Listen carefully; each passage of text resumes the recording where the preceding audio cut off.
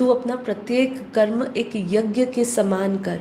उसके अंदर सेवा होनी चाहिए, उसमें त्याग होना चाहिए, उसी त्याग और सेवा में तेरे को आंतरिक शुद्धिकरण होना चाहिए।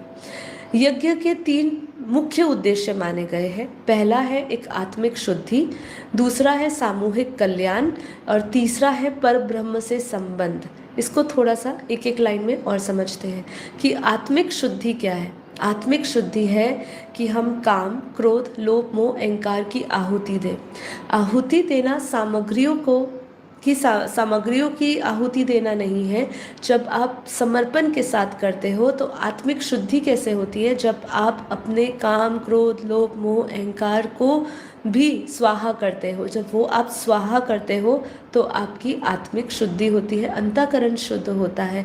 और देखा जाए तो हम सबकी जो लड़ाई है, हम सबका जो युद्ध है, क्योंकि देखिए बाहर के युद्ध से सबसे बड़ा युद्ध जो है ना भीतर का है। मतलब बाहर के युद्ध से ज़्यादा भीतर की शांति महत्वपूर्ण है। अगर बाहर अशांति है तो शायद आप चला लोगे, लेकिन अगर भीतर अशांति है तो आप इतना व्याकुल बेचैन हो जाओगे कि आप श्वास भी नहीं ले पाओगे। मतलब कहने का ये है कि आपकी ऊर्जा इतनी इतनी कम हो जाएगी कि आप अपने आप को लगभग मरा हुआ ही पाओगे।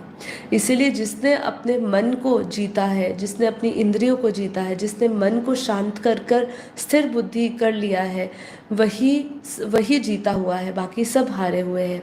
तो इसीलिए लड़ाई हमारी यही है कि हम अपनी काम वासनाओं पर विजय प्राप्त करें। इसीलिए यज्ञ की जो पहले स्थापना की जाती थी, यज्ञ जब किया जाता था, उसका एक ये भी प्रयोजन था कि हमारी आत्मिक शुद्धि हो, अंतःकरण शुद्ध हो, काम, क्रोध, लोभ, मोह, अहंकार की हम आहुति दें। सामूहिक कल्याण, पर्यावरण, समाज, वायुमंडल की ऊर्जा शुद्ध करना।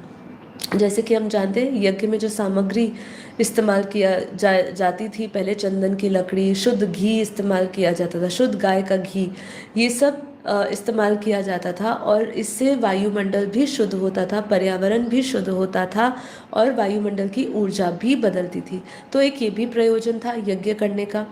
और तीसरा जो बहुत ही इम्पोर्टेंट है, महत्वपूर्ण है, वो है पर ब्रह्म से संबंध।